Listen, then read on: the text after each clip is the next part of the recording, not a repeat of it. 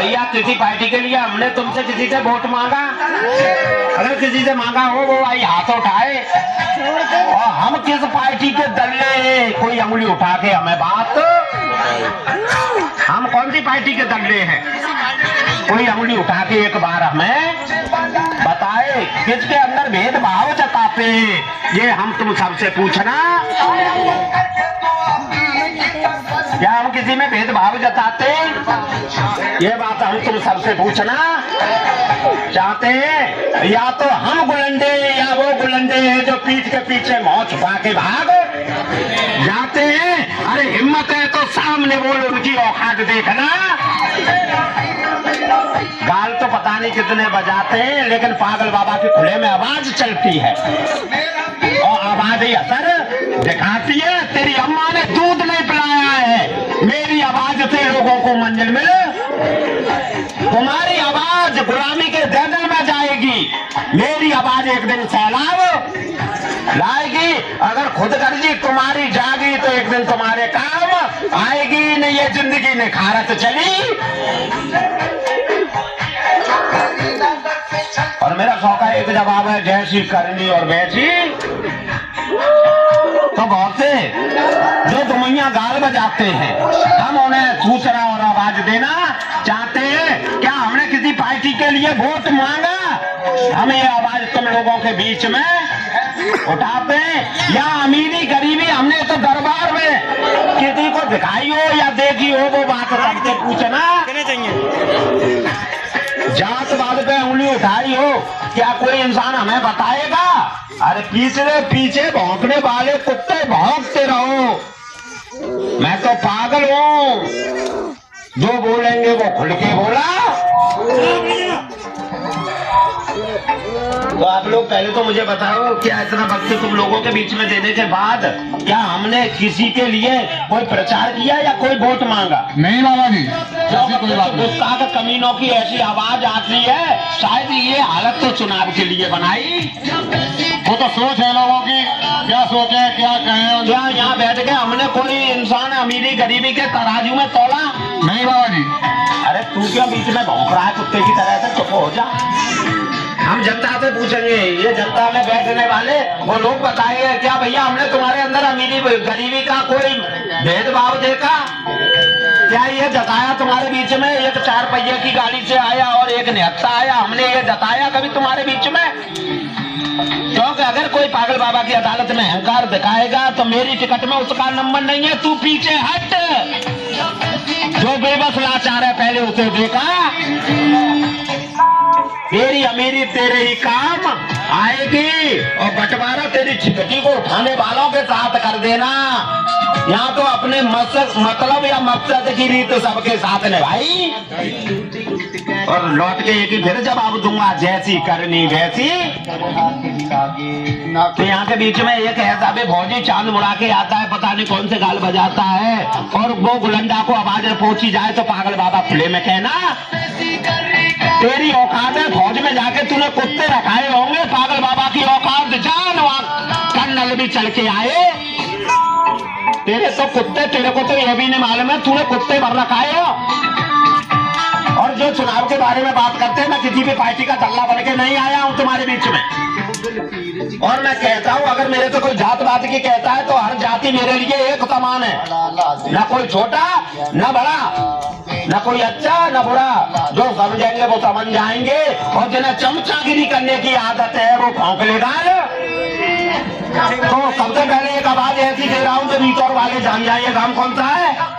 अरे हरामी, और तुम्हारी तो छोड़ो, तुम्हारे बाप की औकात नहीं होगी। पागल बाबा अगर तुम्हारे गांव में आके बैठा है तो दीन दुखी फरियाद लेके तुम्हारे गांव की सीमा में आए। आज वो दीन दुखी मजबूर लाचार तुम्हारे गांव की मिट्टी की रज लगा रहे हैं अपने माथों से।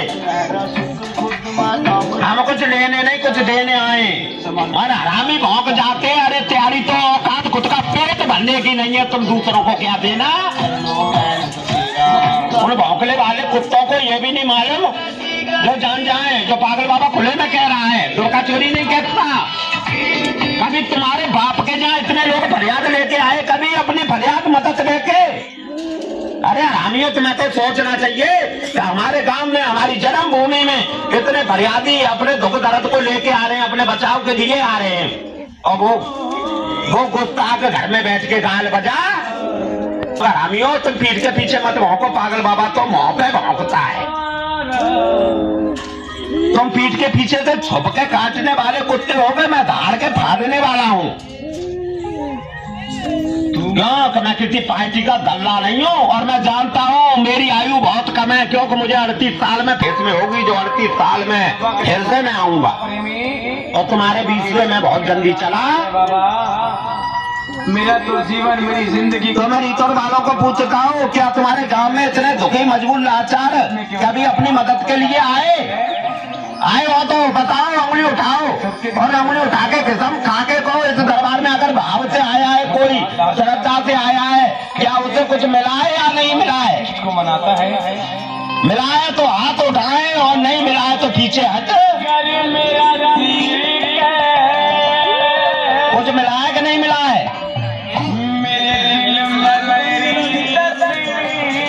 लेकिन कुछ जो दल्ले बैठे उन दल्लों की कुछ चमचों की आवाज आई कि शायद ये तो वोट बटोरने को आया है, किसी पार्टी का दल्ला बन के। ऐसे जिनके तलवे चाटते हो वो पागल बाबा को ढूंढते, तुम्हें तो औकात भी मालूम नहीं होगी।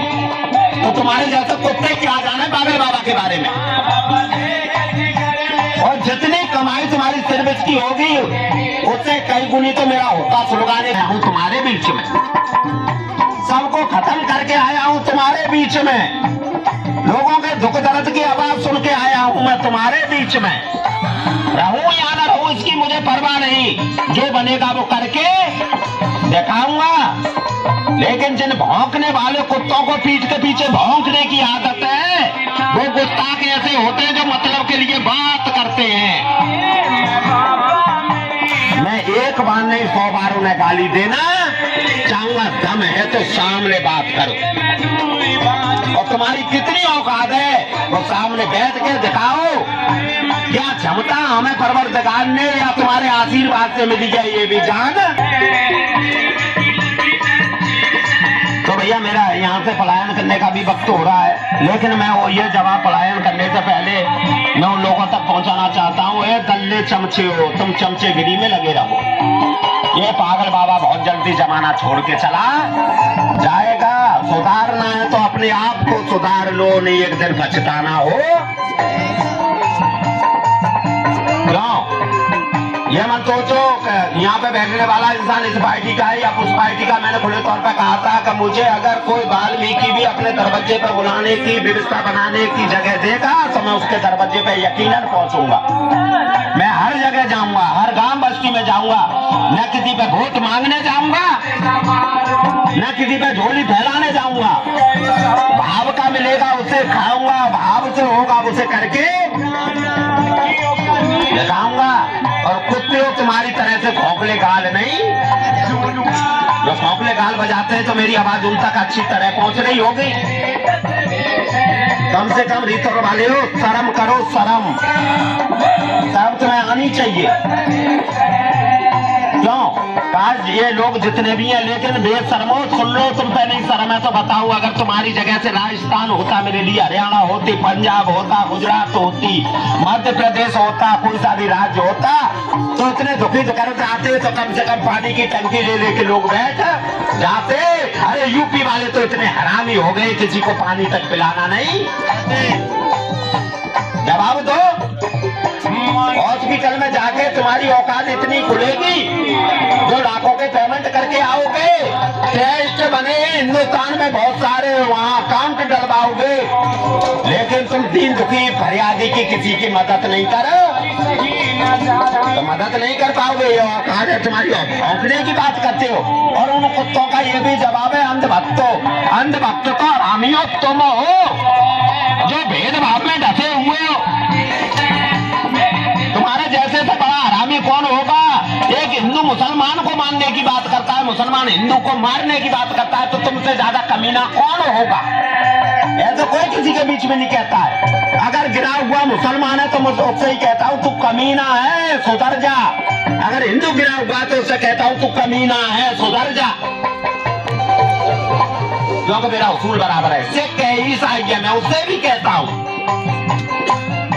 तुमने बचपन में एक किताब पढ़ी होगी, उसमें लिखा है हिंदू मुस्लिम सिख ईसाई देख सभी है भाई भाई। लेकिन आज के कुत्तों ने कैसी नींव जमाई है मेरी समझ में नहीं। तो कहता हूँ मेरे पास बहुत कम वक्त है, मैं जमाना छोड़ के बहुत जल्दी जाने वाला हूँ। मेरी आवाज तुम्हारी समझ में आए तो अपने दिल में उतार लेना, और इस चमचागिरी के दलदल में अपने बच्चों को मत धकेल। पढ़ाना लिखाना, कुछ योग्य बनाना, कुछ काबिल बनाना, उन्हें मंजिल पे पहुंचाना, और लेकिन संस्कार भी सिखाना, परमात्मा के बारे में बताना। भ्रष्टाचार की नींव में मत ले जाना, नहीं एक दिन पछताओगे। अपने बच्चों की जिंदगी तबाह करके बैठ। और अगर मेरी बात किसी को बुरी लगती है तो वो सामने आके मुझसे बातें कर सकता है, मैं पूरी इजाजत देता हूँ उसे।